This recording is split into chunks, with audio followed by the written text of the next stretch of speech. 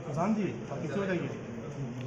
जो neuro anaesthetist हैं, तो वर्ल्ड ब्रेन ट्यूमर डे पे सबसे पहले जो संदेश मैं देना चाहता हूँ वो ये है कि ब्रेन ट्यूमर का इलाज आज के ज़माने में सक्सेसफुल है और अच्छी तरीके से हो सकता है। आज से 25 साल पहले जो स्थिति थी कि ब्रेन पे सर्जरी होने के बाद बहुत कम लोग सर्वाइव कर पाते थे, वैसा स्थिति आज नहीं है।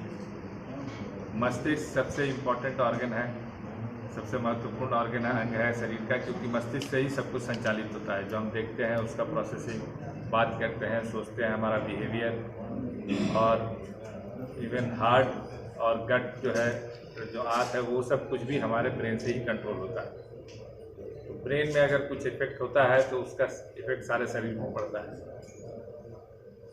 कुछ अंग जो है ऑटोमेटिकली भी काम करते हैं, इसलिए ब्रेन डेथ का कॉन्सेप्ट आया, जिससे कि अगर ब्रेन डेथ हो जाए तो ऑर्गन ट्रांसप्लांट हो सके। लेकिन ये सब बात मत है। आज सबसे इम्पोर्टेंट ये है कि जो ब्रेन ट्यूमर होता है उसके बारे में जानकारी देनी है। ब्रेन ट्यूमर दो तरीके के हो सकते हैं, एक तो होता है कैंसरस ब्रेन ट्यूमर होता है, नॉन कैंसरस ब्रेन ट्यूमर होता है। उसमें भी दो तरह के ब्रेन ट्यूमर्स होते हैं, एक जो ब्रेन सब्सटेंस के भीतर होता है और जो ब्रेन सब्सटेंस के बाहर होता है। या ब्रेन नर्व से अराइज करता है या ब्रेन के ऊपर जो कवरिंग है उससे निकलता है। तो बहुत सारे ट्यूमर्स जो है जिनका इलाज आज की डेट में संभव है, जिसके लिए नई नई तकनीक आई है, नई सर्जरी की तकनीक है, न्यूरो नेविगेशन है।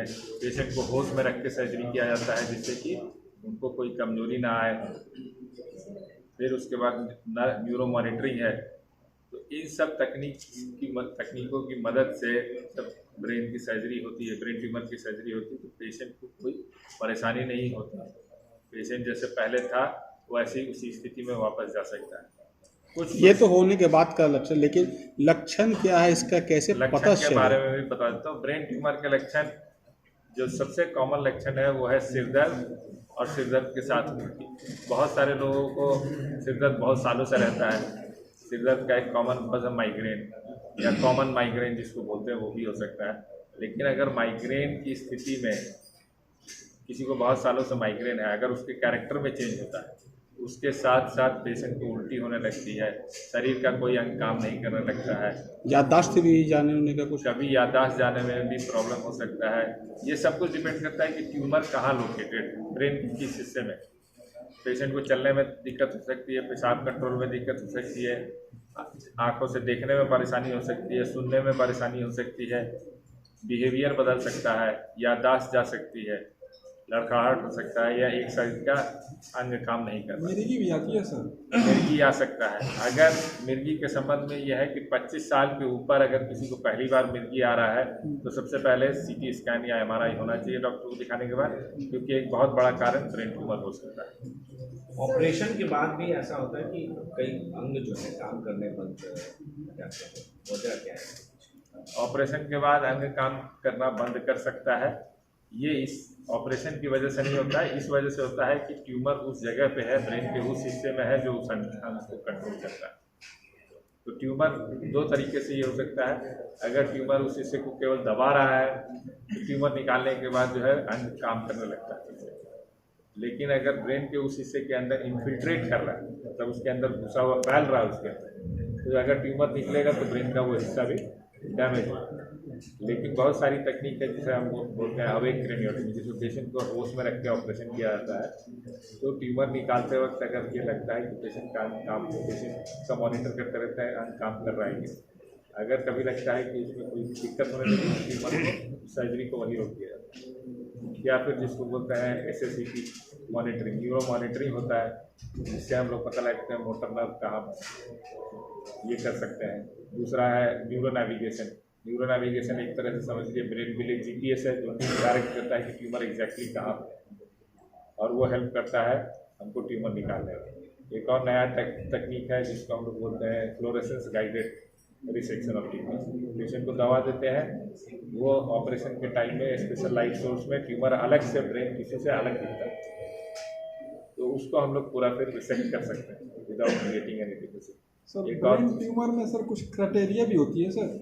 हाँ, ब्रेन ट्यूमर जैसे मैंने आपको बताया दो तरीके का होता है, कैंसरस या नॉन कैंसरस। कैंसरस ट्यूमर्स ज़्यादा कॉमन है, नॉन कैंसरस ट्यूमर्स कम कॉमन है।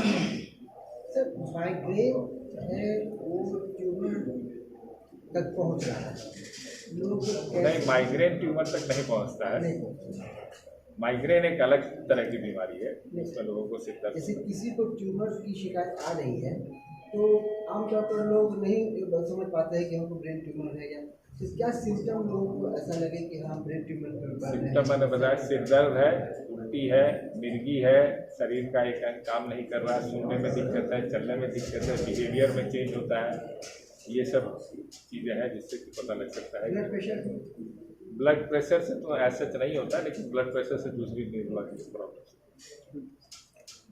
और सावधानी के बारे में बता दें, क्या सावधानी कैसे रहे कि जो इस तरह का ना हो?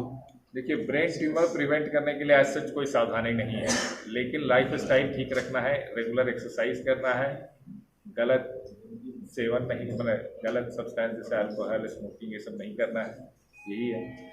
इतने आधुनिकतम तकनीकी के बाद भी क्या ब्रेन के किसी हिस्से में ट्यूमर रह जाएगा या ऑपरेशन करके अब सब जगह से निकाला जा सकता है?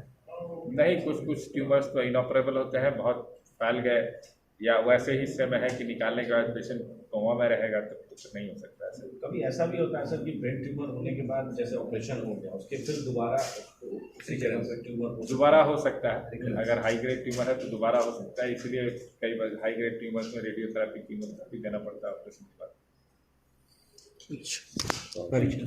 परिचय सर। मैं डॉक्टर मुकुंद और साथ में मेरी टीम है, डॉक्टर सुरंजन।